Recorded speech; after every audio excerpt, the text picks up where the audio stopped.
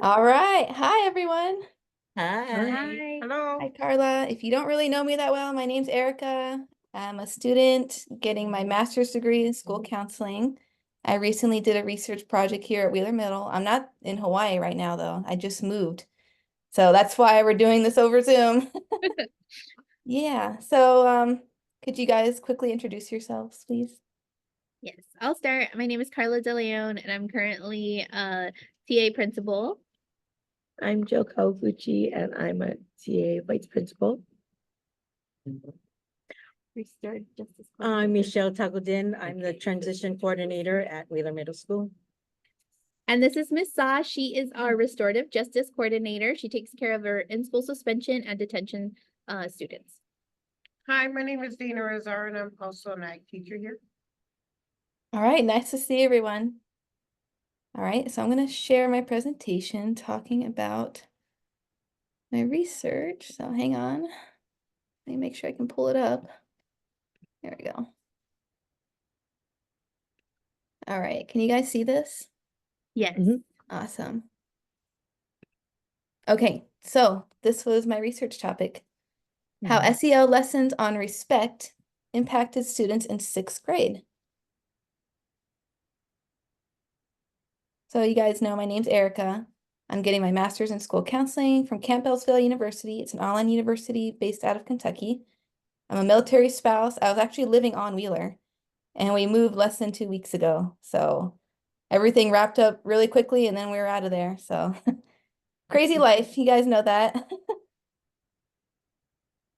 So a little context for this research project. Over the last 4 years, you guys all know there's been a huge impact from COVID.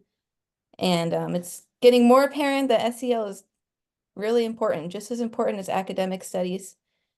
So I think everyone's starting to see that focusing on the child as a whole is going to lead to better outcomes in all areas of growth, from academic growth to social emotional growth. So yeah, and as a school counselor, of course, that's going to be my main job, to make sure every student is well-rounded. So let's see. Oops.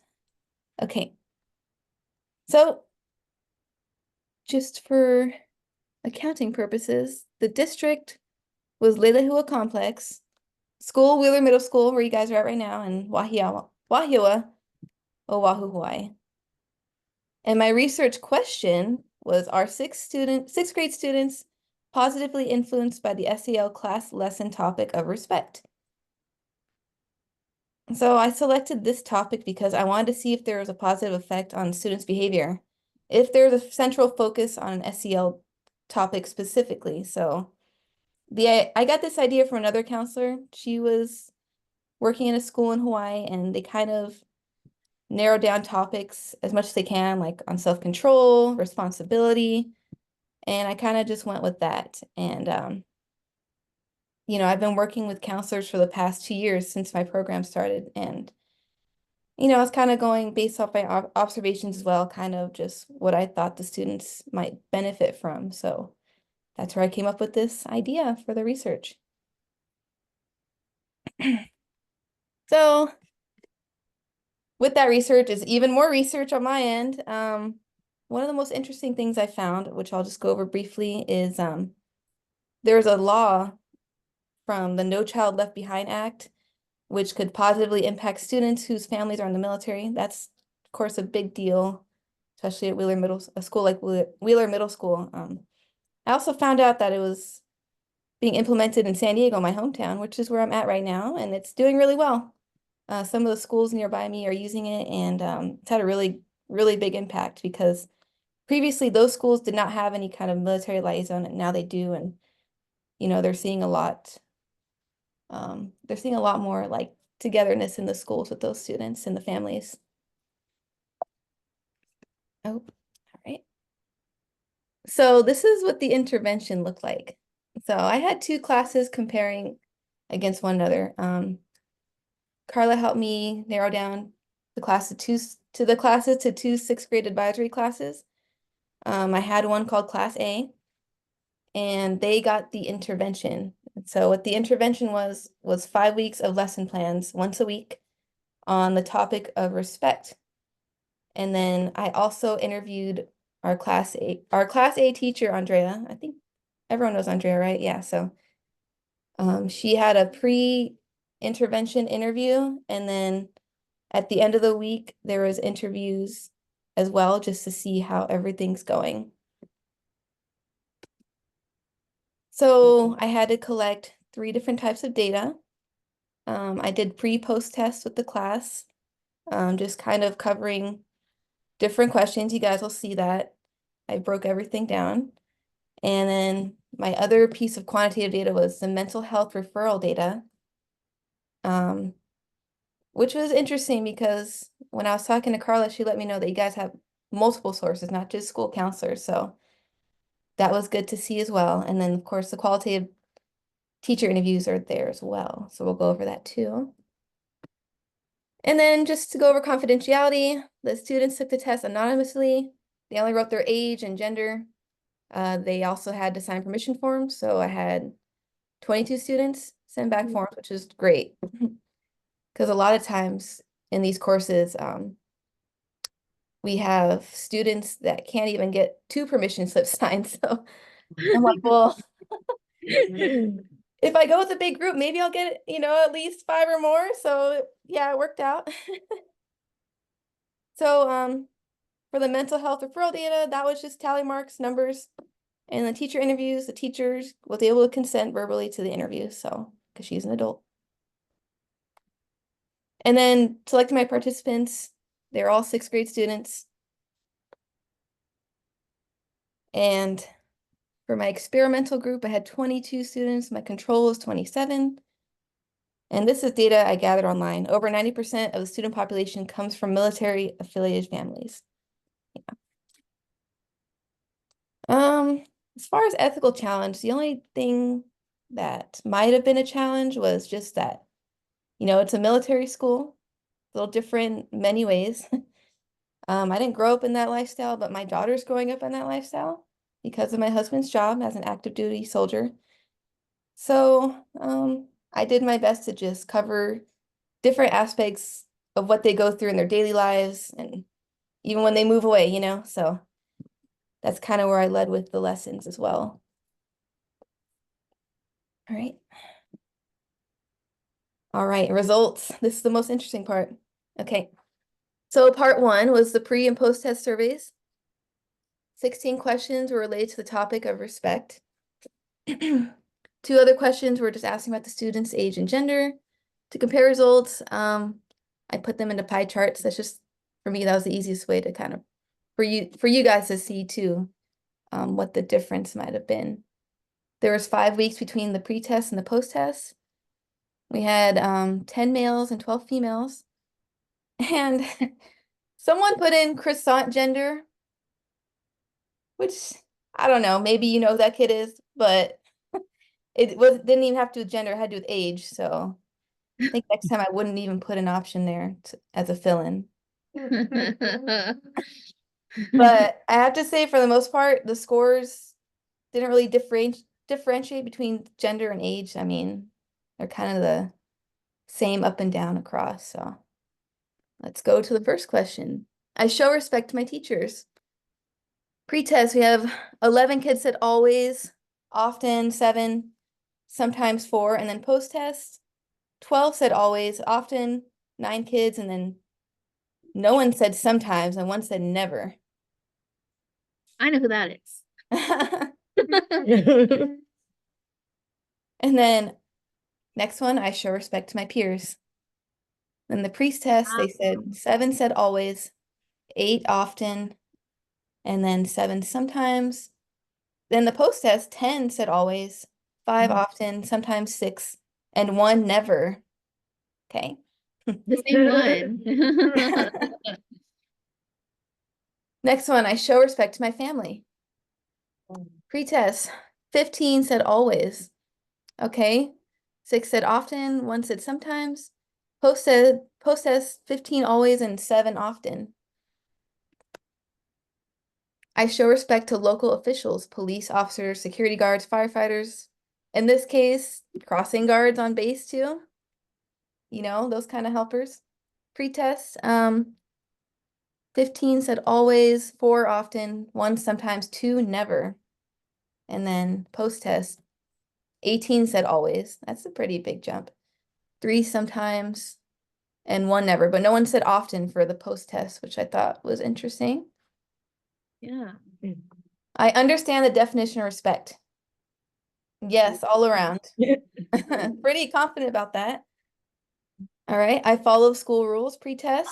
Oh. 7 always, 12 often, which is, not too bad. 2 sometimes, 1 never. And then post-test, 7 said always, Perfect. less kids said often, and more said sometimes. So Oh. I follow rules at home. Our pre-test, 7 said always, 12 said often, and 3 said sometimes. Then we had a little jump in the post-test, 9 said always, but then only 9 said often, and 4 said sometimes. I follow rules in a public setting. Pre-test, 11 said always, 9 said often, 1 said sometimes, 1 said never. And then for the post-test, 8 said always, a little jump back. 9 said often, the same, and then 4 sometimes, and 1 never. Interesting. Yeah. And then I display good manners, pre-test. 7 always, 12 often, 2 sometimes, 1 never. This one's not too different. 8 always, 11 often, and 3 sometimes. So Oh, no number. I try my best not to judge others. This wasn't interesting. We had a few interesting jumps here. Pre-test. 2 said always, 8 often, 7 sometimes, 5 never. And then in the post-test, we had 5 always, 6 often, 6 sometimes, and 5 never. I do my best to understand and respect someone's opinion. Not too much of a jump here. Pre-test was 5 always, 9 often, 5 sometimes, 3 never. Pretty similar for the post-test, except 1 extra point for always and just 1 extra point for always and 1 less for never. I try to listen first, speak after. In the pre-test, we had 6 always, 8 often, 5 sometimes, 2 never. And then from 6 to 2, and then more kids saying sometimes and often. And then more saying never. 2 more saying never. Whoa. Next one, I respect people of all races, genders, and religions. Good. Yeah, pre-test is 12 always, 6 often. It's a decent jump for the post-test from 12 to 15 always. Yeah. And then only 1 and 2 kids said sometimes and never. I feel like my teachers respect me. Okay. And the pre-test, the kids said 5 always. A lot of them said sometimes. Oh. Yeah, sometimes and often. And then 2 said never. And then we had for the post-test, 7 always, 6 often, sometimes, 6 and 3 never. I feel like my family members respect me. This looks honestly about the same. Mhm. Yeah. And then I feel like my peers respect me. This one's not too different either. Just a little jump and always jump back, I mean, and then a little more for often and sometimes. Oh, okay. So that was it for those questions specifically. And then we'll go over just kind of what I interpreted from those results. But then the next part was the mental health / counselor referral count. So we had the experimental group. That's the one that got the lessons, which I'll go over after this. The mean was 5.5. The highest week was at week 3. There's 8. The lowest is weeks 5 and 6 with 3. And then for class B, who did not receive an intervention, he had a mean of 6.1. The highest week was week 3 as well. And the lowest was week 5. 3. What? Okay. Part three, the teacher interviews. So before the intervention occurred, she let me know that the class lessons came from the advisory ambassadors. The counselors and admin monitor progress during the care meetings. Some of the challenges were struggles to form long-lasting connections. On and off engagement, they're self-centered, and there's not really an objective to check their understanding. And then she gave me some ideas for them to engage, PowerPoints with videos, writing reflections, and anonymous surveys. So I kind of just went with that and see where we could go. This is the first one. Our first lesson was respect for first responders. They decided to write thank you letters to first responders of their choice. Their choice was the crossing guards on base. Crossing guards loved them. The Mhm. crossing guards still talk about them. That's awesome. great. They Love that. So at the end of the week, she said the week was awesome. There was minor interruptions in class. For this intervention, she let me know that there's a student being monitored, and they have a behavior plan. So I just threw that in there. And then there was one student that was showing disrespect towards the peers. Next week, respect for friends and peers. So they did a compliment circle, active listening, mentioned self-centered, right? So try to get them to, get to know each other a little better and listen better. So in this teacher interview, she said it was a hard week because of testing. 2 students got into a fight during recess, but most students listened and completed their assignments. There's no in-classroom conflicts, and the behavior plan student had 3 good days out of 5. Week 3, respect for cultural differences. So I got this lesson about how a student can describe themselves and their identity. And the teacher said that it was an average week. They mostly paid attention and did their work, and that they were complimenting each other, which was cool.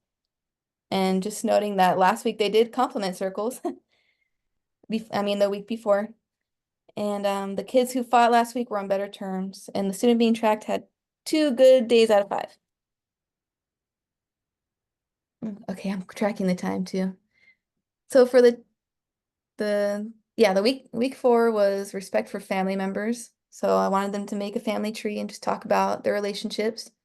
Unfortunately, it was a bad week. Teacher said that they were getting a post-testing tree. It was ice cream during the day, but they should have done it at the end of the day because they were too hyper, which I understand. 2 students got put into ISS because they recorded a fight and put it on social media. Yeah, not a good choice. So the student on the behavior plan had 2 out of good 5 days. And then for the last week, I want to do respect for teachers, because I knew the last week was Teacher Appreciation Week. So I kind of did a thankful for circle map, but it was about teachers, and then they had to write, something to their teacher. It was a better week. The students were preparing for testing. We had a student with attention. One student offered to sweep the classroom after school. That's nice. But unfortunately, the student with the behavior plan did not have good days at all that week.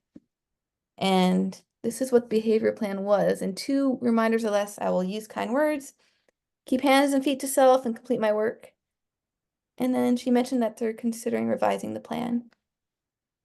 All right, so I'm gonna stop my timer. So overall, I feel like there was a mild improvement in classroom attentiveness and behavior with these lessons based off the teacher interviews alone. The behavior health and actions, I feel like they had mild improvement just because they're a little lower compared to the control group. The survey results, if I had to be honest, I'd say they're a little inconsistent because I would say this wasn't what I was expecting, but I think maybe they were more honest in the post test. Maybe they realized they weren't being respectful towards their peers or their family. Yeah. So that's kind of what I conclude, because it wasn't what I was hoping for, but if I really think about it, I do appreciate honesty as well. I think also, especially after the like the lessons that went along with the questions. I wonder if the students self-reflected and were like, wait a second, I think I'm kind, or I think I accept everyone, or I think Yeah. you know, and then they were like, yeah, no, I really don't, but I'm going to try. And maybe that was something too. I wonder, I don't know. I think it's possible. Yeah. So, like I said, I just try to go by suggestions from the teacher. Feedback from the teacher and the vice principal were super helpful. And I'm hoping that, um, you know, moving forward that you guys like the ideas and maybe some of them will stick. I Um, definitely like the survey, okay. And then and the lesson. So I'm gonna share those with everyone. awesome. Yeah, and then you mentioned, Carla, that the check-ins with the teacher are helpful too. You know, The just seconds were phenomenal. Like I think the teachers and I bonded really well because every week I met with them. yeah, I checked in with them. Awesome.